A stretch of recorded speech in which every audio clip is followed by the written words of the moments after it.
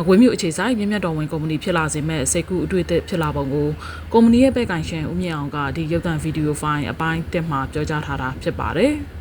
ကြောင်းလဲလာတဲ့ရာသီဥတုပြင်နိုင်ငံရေးစီးပွားရေးအကျပ်တဲတွေကြားမှာတည်နှံစိုက်ပျိုးထုတ်လုပ်တဲ့လုပ်ငန်းဟာပိုပြီးခက်ခဲလာတာဖြစ်ပါတယ်။ဒါကြောင့်စိုက်ပျိုးချိန်မှာအရေးသွေးကောင်းမွန်တဲ့တည်နှံတွေရရှိအောင်ဆောင်ရွက်ဖို့ကအရေးကြီးတယ်လို့တည်နှံပေါ်ချိန်မှာလည်းဈေးကွက်စနစ်တွေကောင်းမွန်ဖို့ကပိုပြီးအရေးကြီးလာတာဖြစ်ပါတယ်။ဒါကြောင့်မီယိုဖလာတည်နှံရောင်းဝယ်တဲ့စနစ်ရဲ့အားနည်းချက်တွေကိုသိမြင်လာသလိုအားလုံးအကျိုးပါဝင်တဲ့စီးပွားရေးစနစ်ကိုဖော်ဆောင်ဖို့လမ်းစာဖြစ်ပေါ်လာပုံကိုမြင့်မြတ်တော်ဝင်ကုမ္ပဏီဦးဆောင်သူဦးမြင့်အောင်ကအခုလိုပြောပါတယ်။ကျွန်တော်တို့ရဲ့ရောင်းဝယ်မှုစနစ်တွေကဒီအလုတ်ခတ်တွေများတဲ့အခါမှာလူတွေက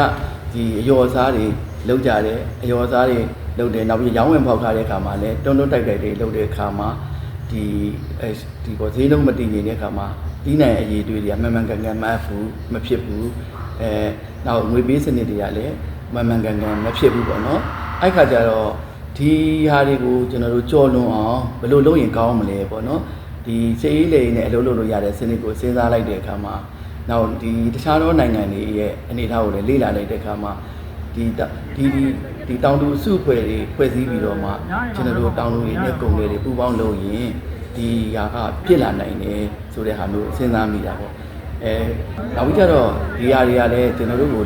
ဒီကံပေးတာလည်းအကြောင်းတရားပေးတာပေါ့နော်အကြောင်းတရားပေးတာကလည်း INGO NGO ရဲ့ project တွေပေါ့နော်သူတို့ကစပြီးတော့ကျွန်တော်တို့